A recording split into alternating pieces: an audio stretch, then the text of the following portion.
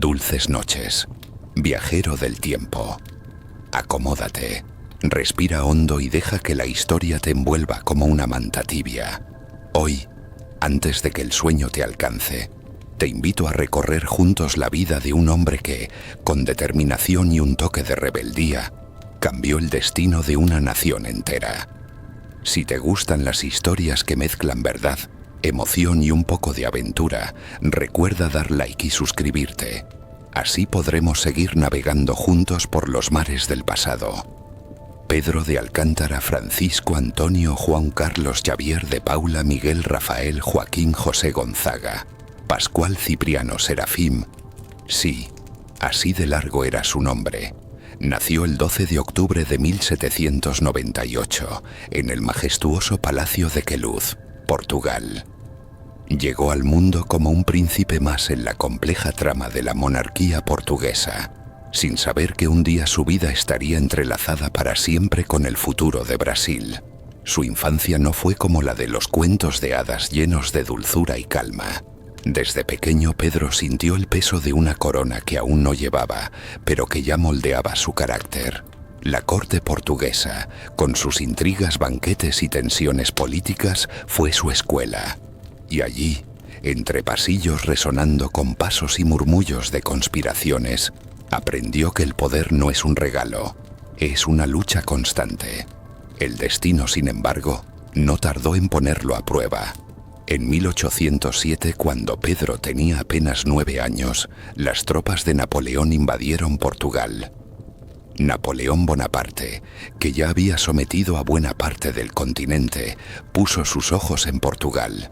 El motivo era tan simple como contundente.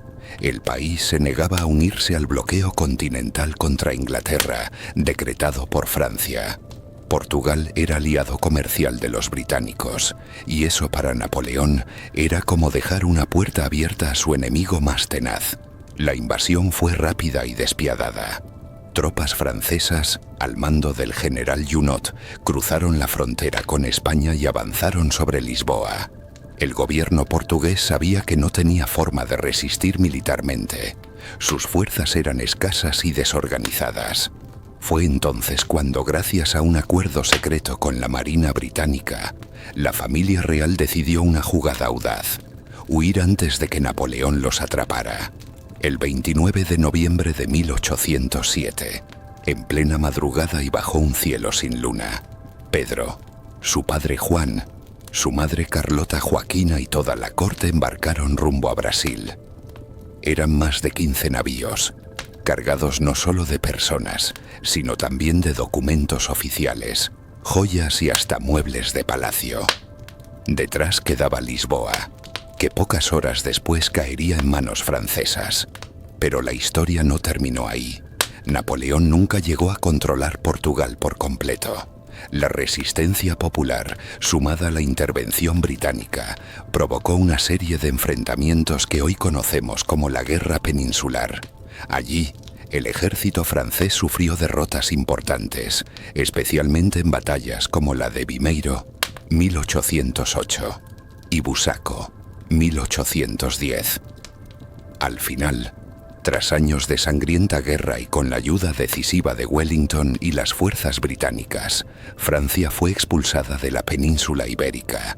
El vencedor, en términos militares, fue la coalición luso-británica-española, y Portugal conservó su independencia. Pero para Pedro, el verdadero triunfo de aquella huida no fue militar, sino personal.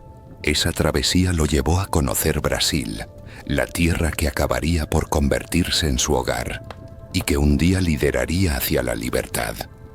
Cuando la flota real portuguesa, con Pedro a bordo, avistó las costas de Brasil en enero de 1808, la escena debía de ser sobrecogedora. Después de semanas de mar abierto, el verde intenso de las colinas, el azul profundo de la bahía de Guanabara y el calor húmedo del aire parecían anunciar que este no sería un simple refugio, sino un nuevo capítulo para todos. La llegada fue todo menos discreta. Río de Janeiro, que entonces no era más que una ciudad colonial en expansión, se convirtió de la noche a la mañana en el corazón del imperio portugués. Las calles, normalmente tranquilas, se llenaron de carruajes, soldados, criados y nobles vestidos con trajes que contrastaban con el calor tropical. Para los habitantes, aquello fue un espectáculo. Por primera vez, un monarca europeo pisaba suelo americano. Pedro, con apenas 9 años, absorbía cada detalle. El bullicio del puerto, el aroma de frutas exóticas mezclado con el olor del mar, los acentos diferentes y el colorido de las ropas locales lo fascinaban. Y aunque era un príncipe, no vivía encerrado en una burbuja de cristal. Le gustaba salir a caballo, explorar, escuchar a la gente. Brasil, con su mezcla de culturas indígenas, africanas y europeas, le ofrecía un mundo más amplio que el encorsetado ceremonial portugués. Pero la estancia de la corte en Brasil no fue un mero descanso real. El rey Juan VI, presionado por la necesidad de gobernar desde lejos, abrió los puertos brasileños al comercio internacional, permitió la instalación de fábricas y fundó instituciones como el Banco de Brasil y la Biblioteca Real. De pronto, la colonia comenzó a parecerse más a una capital imperial que a un territorio subordinado. Para Pedro, esa transformación era una escuela viva. Crecía viendo cómo una ciudad colonial podía expandirse y modernizarse en pocos años, y entendía que gobernar no consistía solo en dar órdenes, sino en tomar decisiones que marcaran el rumbo de un pueblo. Allí forjó amistades, aprendió a cabalgar largas distancias y desarrolló un carácter independiente que más tarde sería clave en su papel como emperador. Y aunque Brasil lo acogía como a un hijo, la sombra de Portugal y las presiones políticas nunca desaparecieron. Esa dualidad, amar la tierra que lo formaba, pero responder a la patria donde había nacido, sería el gran dilema que marcaría los siguientes años de su vida.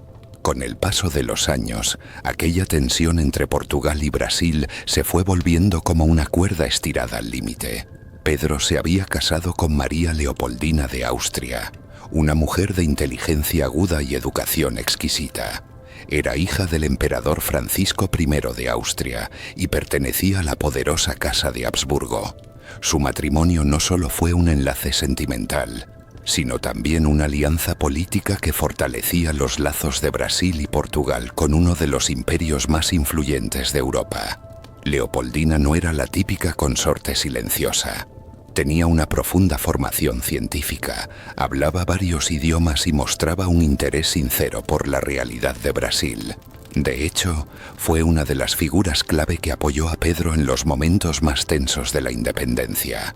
Sus cartas y consejos influyeron en decisiones críticas, y ella misma alentó la proclamación del 7 de septiembre, comprendiendo que era el camino inevitable.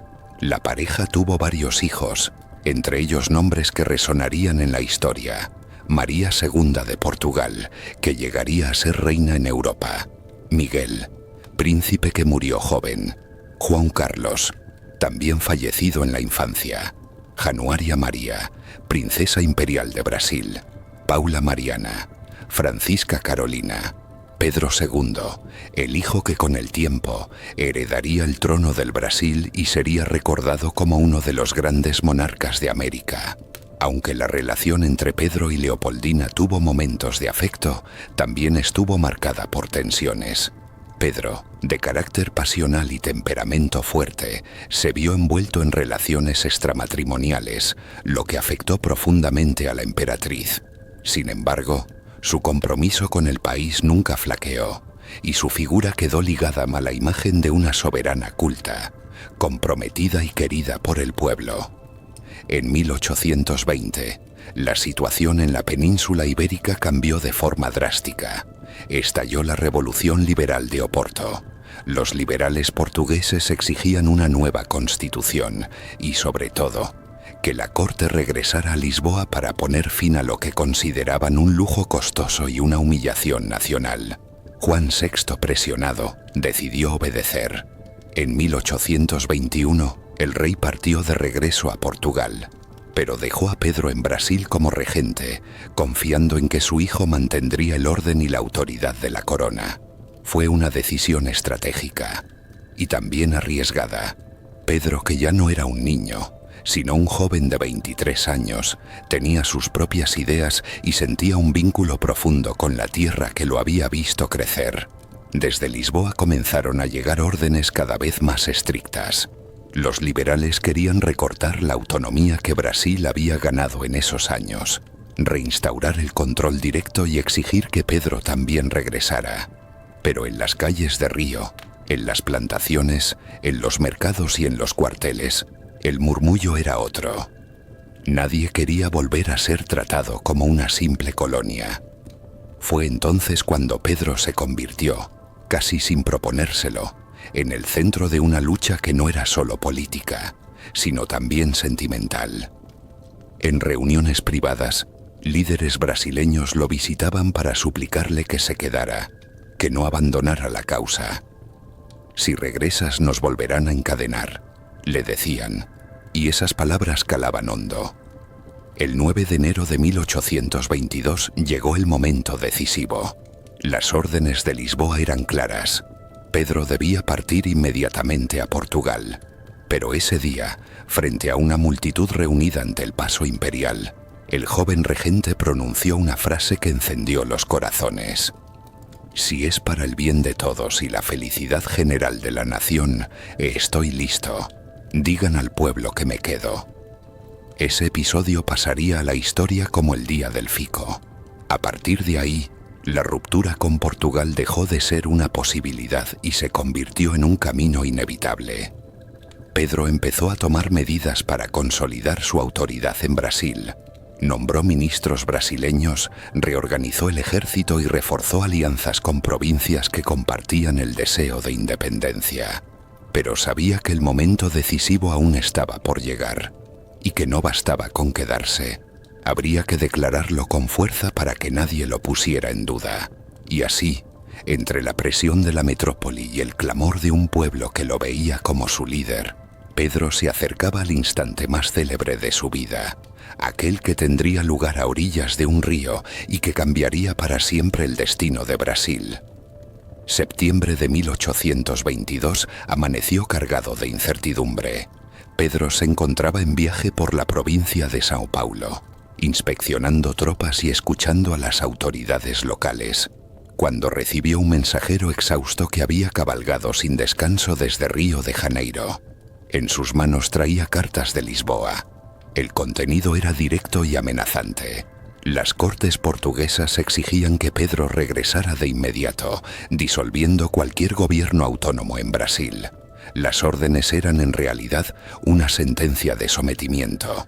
No solo anulaban sus decisiones recientes, sino que pretendían reducir a Brasil a la condición de colonia, borrando de un plumazo los avances logrados desde la llegada de la corte en 1808.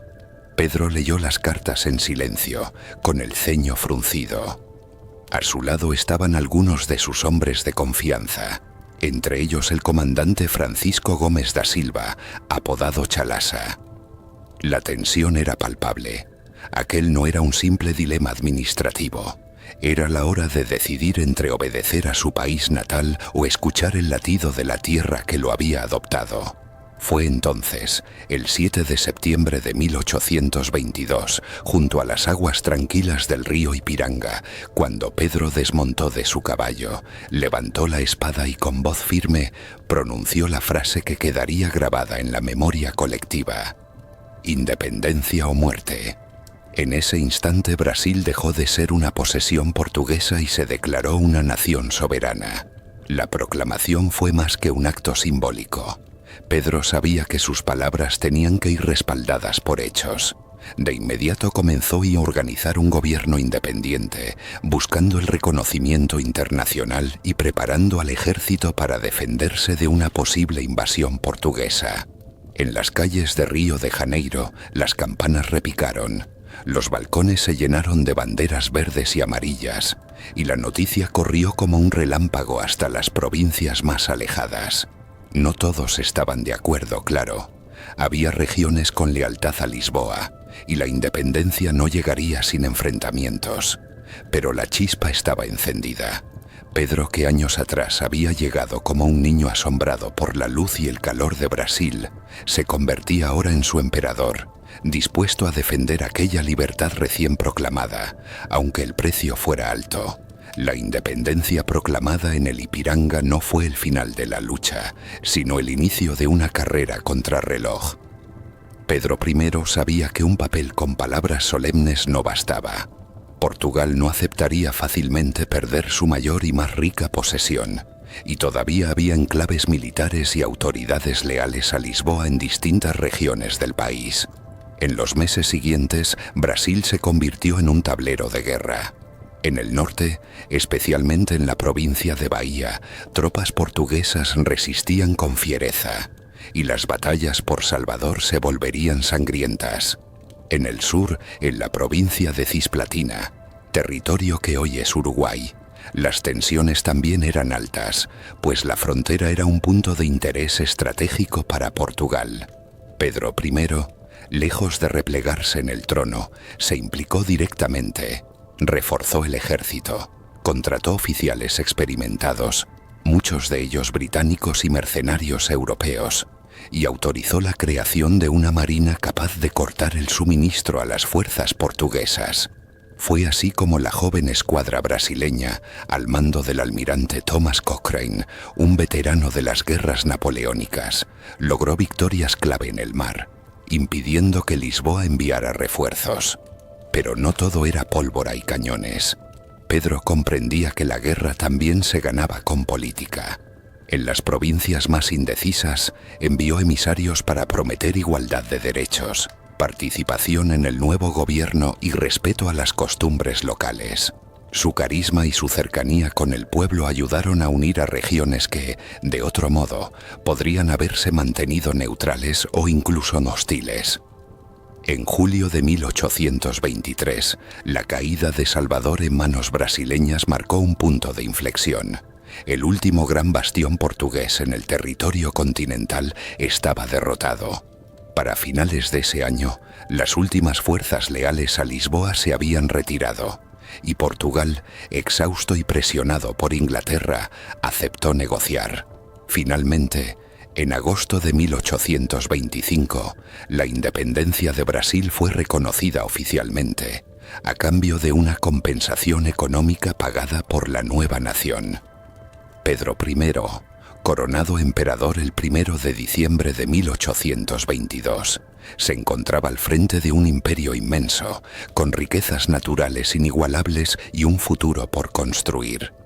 Sin embargo, el camino no sería sencillo. Unificar un país de dimensiones continentales, con profundas diferencias culturales y sociales, iba a requerir algo más que coraje. Iba a necesitar visión, paciencia y, sobre todo, la capacidad de mantener encendida la llama de la unidad. Tras la proclamación de la independencia en 1822, Pedro I se encuó al mando de un imperio vasto y complejo, lleno de riquezas pero también de profundas divisiones. Las regiones brasileñas eran muy distintas entre sí, desde las plantaciones del noreste hasta las selvas del Amazonas y las tierras del sur. Cada zona tenía sus propias costumbres, intereses y formas de ver el poder. Uno de los mayores retos fue construir un gobierno que lograra unir todas esas piezas en un solo país. Pedro I tuvo que establecer una constitución, crear instituciones y lidiar con las facciones políticas que iban desde los conservadores, que defendían una monarquía fuerte y centralizada, hasta los liberales, que pedían más autonomía para las provincias y derechos civiles ampliados. Además, la economía brasileña, basada en la esclavitud y la agricultura de exportación, generaba tensiones sociales. Muchos esclavos y afrobrasileños veían en la independencia la promesa de libertad, aunque esta no llegó de inmediato. Pedro tuvo que navegar estas aguas turbulentas sin perder el equilibrio. Por otro lado, su popularidad fluctuaba. Aunque había sido el héroe que llevó a Brasil a la independencia, con el tiempo surgieron críticas por sus decisiones, sus políticas y también por su vida personal, marcada por escándalos y relaciones fuera del matrimonio que afectaron su imagen pública. A pesar de todo, Pedro I mantuvo firme su compromiso con la nación, buscando consolidar un Estado fuerte que pudiera resistir tanto amenazas internas como externas. Sin embargo, las disputas no cesaron, y el desgaste político y personal empezó a acumularse. Con el paso del tiempo, las tensiones internas en Brasil se intensificaron y el reinado de Pedro I comenzó a enfrentar serios desafíos. La división entre conservadores y liberales se volvió cada vez más profunda, y las disputas políticas derivaron en confrontaciones que amenazaban la estabilidad del joven imperio. Pedro, a pesar de su carisma y popularidad inicial, empezó a ser visto con recelo por sectores importantes de la sociedad. Su estilo autoritario y algunas decisiones controvertidas, como la disolución de la Asamblea Constituyente en 1823, generaron descontento entre los liberales, que exigían mayor participación y reformas democráticas. Además, su vida personal causaba escándalos que erosionaban su imagen pública. Las infidelidades y la relación con Domitila de Castro, una dama de la corte que llegó a convertirse en su favorita, alejaron a Pedro de la opinión pública y debilitaron su autoridad moral. Esta situación tensó aún más las relaciones con su esposa María Leopoldina, quien lamentablemente fallecería en 1826, dejando un vacío en la familia imperial y en el apoyo político de Pedro. Mientras tanto, las provincias seguían mostrando signos de rebeldía. En el sur, la provincia cisplatina se levantó en armas, lo que desembocaría en la Guerra de la Independencia de Uruguay. En el noreste, movimientos separatistas cuestionaban el poder central y buscaban autonomía. El país estaba dividido y las amenazas internas parecían multiplicarse. Ante este panorama, Pedro I se encontró atrapado entre su rol como emperador y las exigencias de un pueblo que empezaba a cuestionar la monarquía. Las presiones políticas, los conflictos armados y la disminución de su apoyo popular lo llevaron a una decisión difícil. Finalmente, en 1831, agotado y presionado, Pedro I abdicó en favor de su hijo Pedro II, que entonces tenía solo 5 años. Se retiró a Europa, donde continuó involucrado en la política portuguesa hasta su muerte en 1834. Su legado, sin embargo, perduró. Fue el hombre que con pasión y valentía condujo a Brasil hacia la libertad y sentó las bases de un país que, aunque enfrentaría muchas pruebas, seguiría creciendo como una nación independiente. Cuando Pedro I abdicó en 1831, su hijo Pedro II tenía apenas 5 años, demasiado joven para gobernar. Brasil entró así en un período conocido como la Regencia, que duraría hasta que el joven emperador alcanzara la mayoría de edad en 1840. La Regencia no fue un tiempo fácil para Brasil. Sin un monarca adulto que unificara el poder, el país se fragmentó políticamente y se vivieron años de intensa inestabilidad.